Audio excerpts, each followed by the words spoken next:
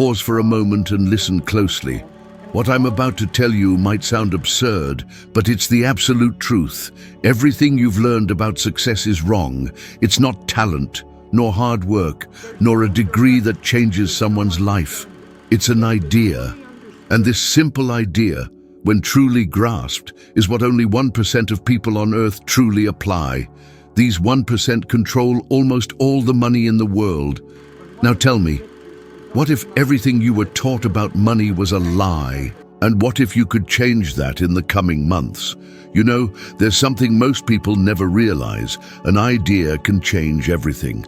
I'm not talking about just any idea, but the one that arrives like a flash, an instant when something inside you awakens and says, "This makes sense." It's in that moment the universe hands you a seed, and what you do with it defines the course of your life. I had absolutely nothing when I understood this. No degree, no connections, no plan. I worked jobs that made me feel ashamed of myself. I spent days exhausted, wondering if I would ever have a better life. Until someone gave me a book, Think and Grow Rich by Napoleon Hill. And believe me, it wasn't the book that changed my life. It was the idea behind it, the idea that I could change my results if I changed my way of thinking. That hit me like a lightning bolt. I realized it wasn't the world that needed to change. It was me. And it was from that instant everything began to transform. I decided to act differently, and that's what lifted me from the factory floor and led me to a business that grossed over $100,000 in its first year. And it all began with a simple idea written on a piece of paper. Think for a moment, how many incredible ideas have you had? How many times have you thought about starting something new, a business, a project, a book, and given up before even trying? How many times has someone told you that won't make money and you believed them? How many times have you looked at your dream and thought it was too big for you? Most people aren't stuck due to lack of money, time, or talent. They're stuck because they don't believe a simple idea can change everything. I remember when I started my first cleaning service. It was just one floor for $30 a month. Nothing glamorous. But even then, I saw that work as the foundation of something gigantic. I wasn't seeing the floor I was cleaning. I was seeing the future I was building. And it was precisely this vision, this idea, that made the business grow, expand, and lead me to financial freedom. Not because I was special, but because I didn't let the idea die. The truth is, we all receive ideas. They appear when you least expect them, in the shower, in a moment of silence, or even during a trivial conversation. And you know what most people do? They let them pass by. They think, it's not the right time. I don't have the money for that. I'm not good enough. And so they bury the seed before it even has a chance to sprout. But ideas are alive. They have energy, vibration. When you ignore an idea, it simply leaves and someone, somewhere puts it into practice. How many times have you seen someone get rich from something you thought of first? This happens because ideas don't wait for those who doubt. They move toward those who believe. Now imagine if you, right at this moment, decided to give a chance to one of those ideas that keep returning to your mind. Perhaps starting that business, changing careers, learning something new. And what if, instead of thinking about everything that could go wrong, you decided to focus on just one small action today? A phone call, a note, some research, anything. The universe moves when you move. I've seen this happen to me, and I've seen it happen to so many people throughout my career. A striking example is Walt Disney. He had the idea of building a place where adults and children could have fun together, something no one believed was possible. He was rejected dozens of times, but he kept the idea alive. Today, the entire world recognizes the power a single idea can hold. And on the other hand, look at Thomas Edison. How many people laughed at him for believing he could light up the world? He failed thousands of times, but he never killed the idea. The difference between those who fail and those who succeed lies precisely there. Some give up on the idea, others become the idea itself. The human mind is a fertile field, but you need to take care of what you plant. When an idea is born, it's fragile, like a tiny seed. It needs attention, repetition, and faith. And when you decide to water it with positive thinking, daily action, and persistence, it grows and begins to bear fruit. I want you to reflect. What was the last idea that truly excited you, that made your heart beat faster? Do you still remember it? Perhaps you buried it years ago. Perhaps you think it's too late. But what if it's not? What if that idea is the portal to your next level? Grab a piece of paper now and write down that idea. Even if it seems foolish, even if it seems impossible, write it down, because the simple act of taking an idea from your mind and putting it on paper is the first step to making it real. I did this, and from that moment, my mind began to work in my favor. Your focus shifts, opportunities appear, the right people emerge, and make no mistake, this isn't coincidence, it's law. When you focus energy on something, you begin to vibrate at its frequency, and the universe responds to frequency, not words. That's why 1% of people live abundantly. They don't wait for luck, they create their own luck. So I ask you, how many times will you bury an idea before realizing you're also burying your own future? You don't need a perfect plan. You don't need to have everything figured out. You just need to believe enough to take the first step. The idea is the starting point. Action is the fuel. And faith is what keeps the flame lit until the result appears. People look at me today and think everything was easy, but it wasn't. There were nights I doubted, when I thought about giving up, when I felt lost. But each time I returned to that original idea, I remembered, it's what will carry me forward, and it never failed. Ideas are like the wind. You don't see them, but you feel them pass. And if you have the courage to follow their breath, they will take you to places you never imagined reaching. For years, I believed that to achieve success, one had to be very intelligent, work harder than everyone else, sacrifice rest, family, and even one's own peace. I grew up hearing that money was for the cleverest, for those who studied in the best schools and had the right connections. And that's how I started living, believing that if I exerted enough effort, one day everything would change. But no matter how hard I worked, money always slipped through my fingers. I lived tired, frustrated, and yet trapped in the same reality, until the day I realized the problem was never in my effort, but in my way of thinking. People believe that the more you work, the more you deserve to earn. But the truth is, the world doesn't pay for effort. It pays for value. And value is born from awareness. You can work 10 hours a day from Monday to Saturday and still remain trapped in the same cycle because your mind is programmed to produce scarcity. It's like trying to put fuel into a car with a punctured tank. You exhaust yourself, but you never reach your destination. I've known brilliant men and women, true geniuses who could barely pay their bills. And I've also known simple people without degrees, who built fortunes. This left me intrigued. Why did some seem to attract opportunities with ease, while others struggled their entire lives without getting anywhere? The answer hit me like a punch. Success isn't in intellect, it's in the paradigm. The paradigm is the set of beliefs that governs your behavior, and most people live under inherited paradigms that limit their potential. If you were taught that money is difficult, that it's for a select few, that you must suffer to deserve it, then that's exactly what your life will reflect. You might say you want prosperity, but if deep down you harbor guilt, fear, or scarcity beliefs, your subconscious will sabotage any attempt to change. I live this. I believed that to earn more, I needed to work more. And the more I worked, the more tired I became, the more problems accumulated, and the fewer results I saw. Until one day, exhausted, I realized that physical effort wasn't the way. It was like rowing against the current. I needed to align my mind with the right idea. And when I did that, everything began to flow. People would ask me, "What did you do differently?" And I would say, "Nothing, I just started thinking differently." It sounds simple, but it's what changes everything. When you change your way of thinking, the world begins to respond differently. You start seeing opportunities where you once saw obstacles.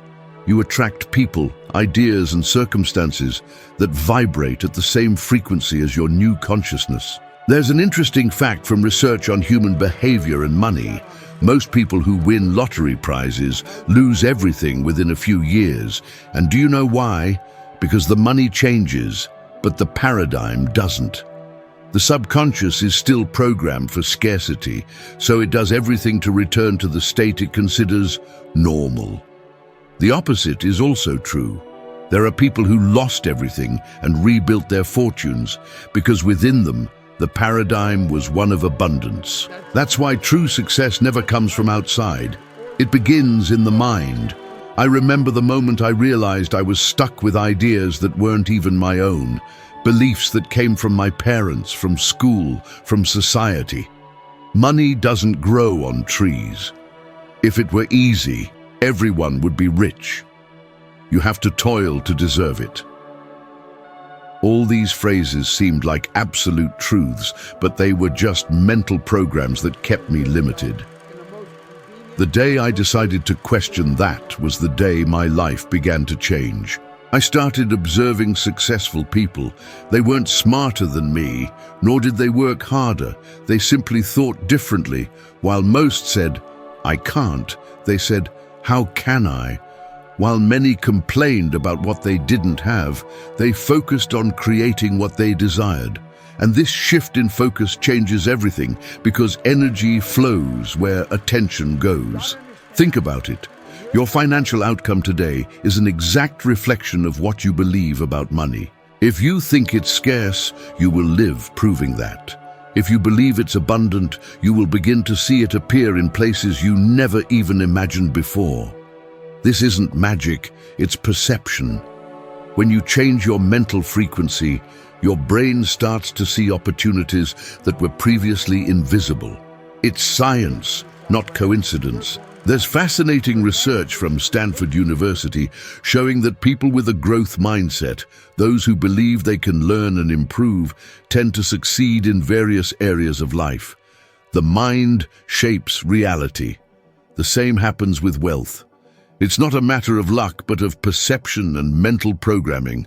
I learned this the hard way. For years, I thought being intelligent was enough.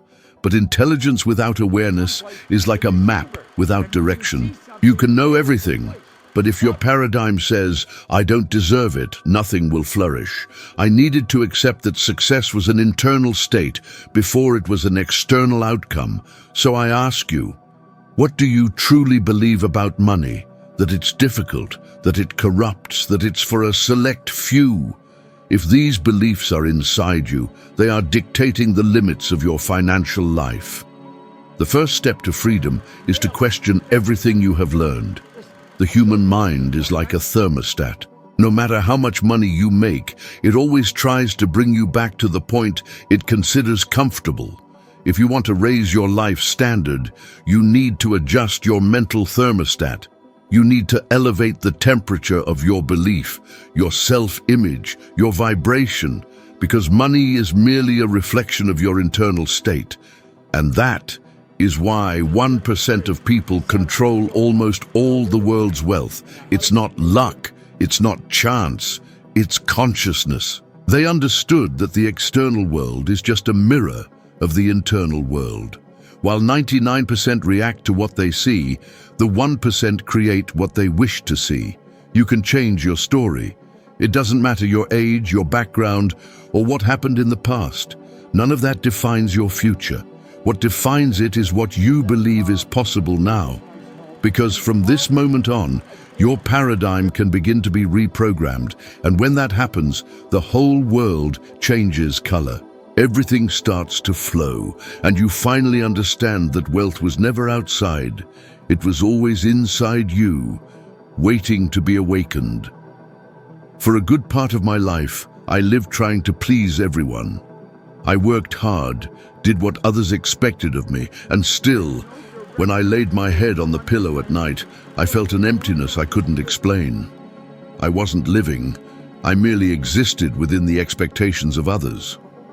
And the truth is that there are millions of people living like this today, breathing, moving, but trapped in an invisible prison called approval. They don't realize it, but this is one of the greatest thieves of freedom and prosperity that exists. I remember one particular day. I was at the back of a packed auditorium, full of confident people, and I felt completely out of place. On stage, a man spoke with such assurance that he commanded everyone's attention.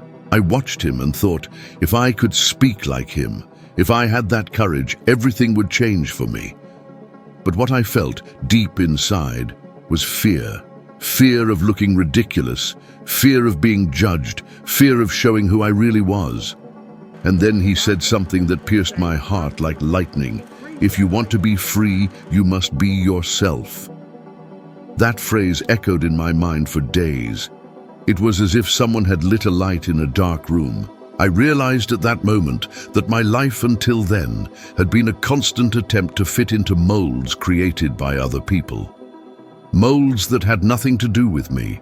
I wore masks to be accepted, said what I thought they wanted to hear, made myself small not to bother.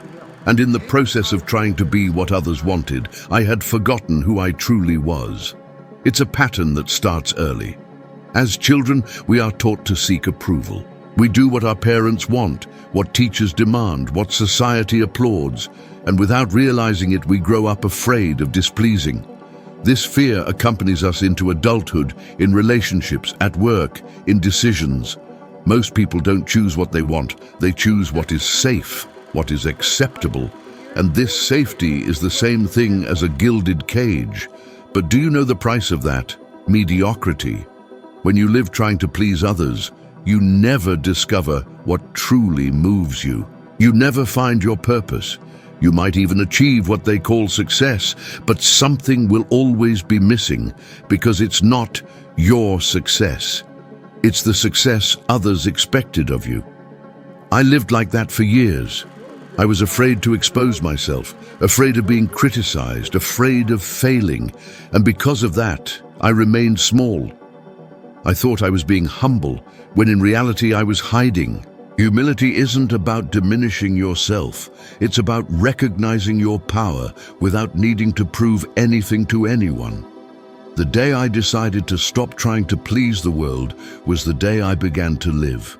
It was the day I realized that being rejected for who you are not hurts much less than being accepted for who you pretend to be.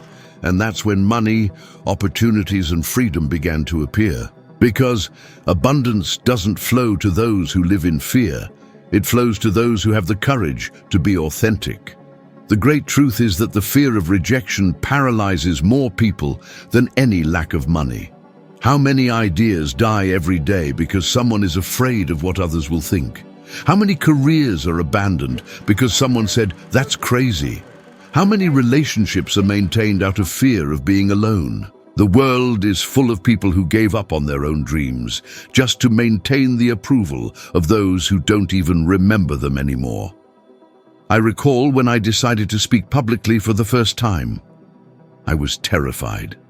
My hands were sweating, my voice trembling, my heart felt like it would leap out of my chest.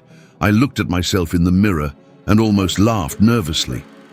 But there was something inside me that said, "You need to do this."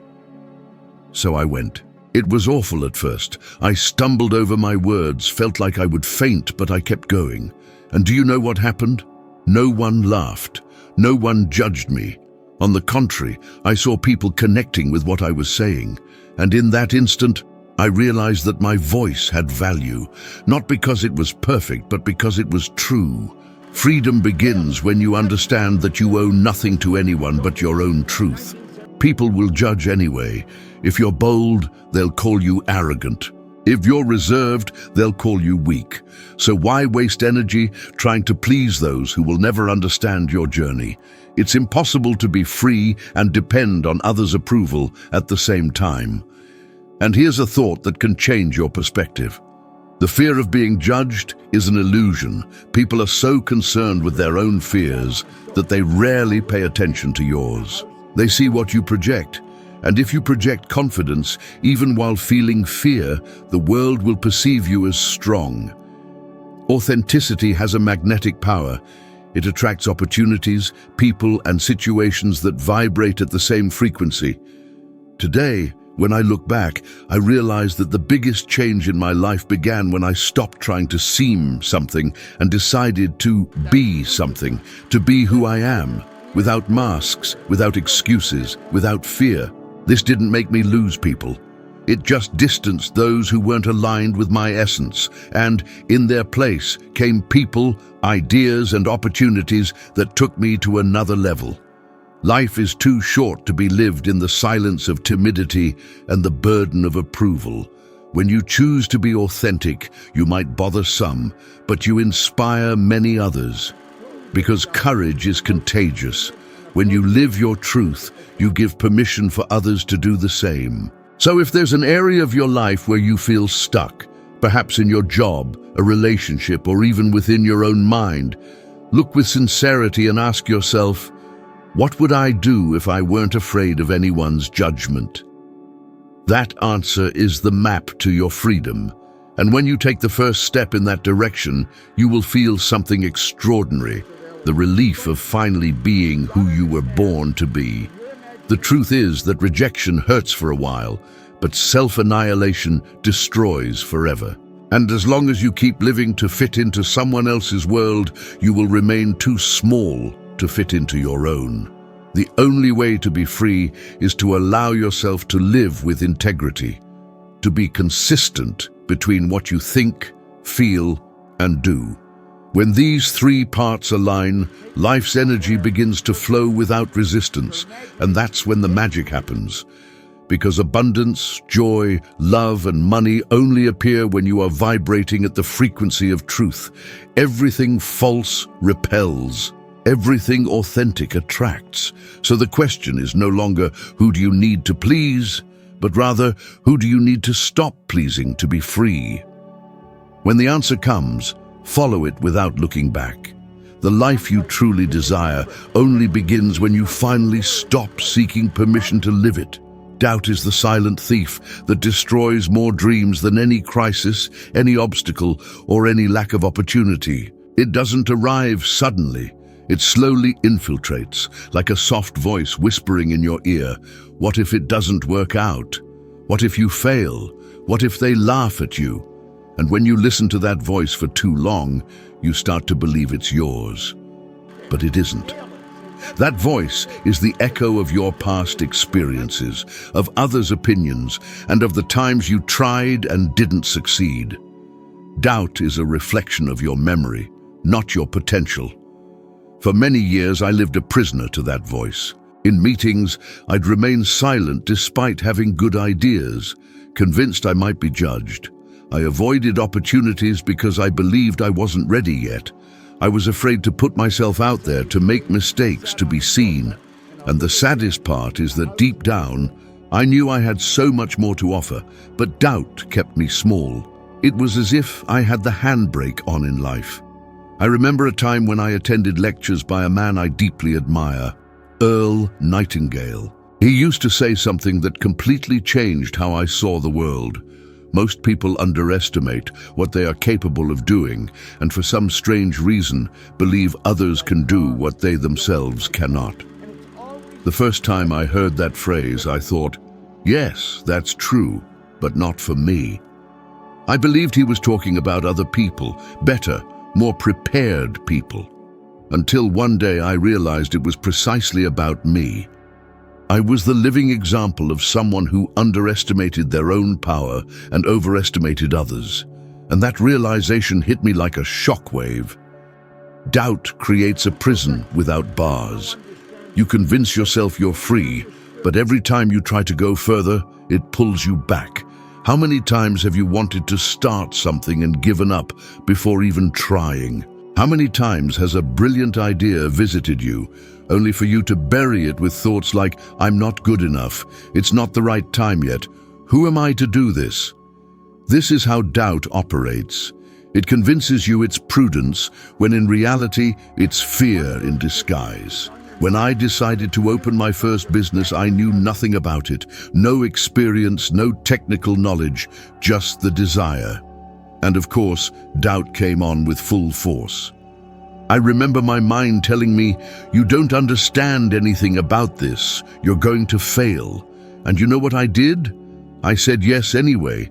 I did it with fear, with uncertainty, with insecurity, and it was the best decision of my life, because every mistake I made killed a little bit of that doubt. Doubt doesn't disappear before action. It disappears in action. Successful people aren't those who never doubt.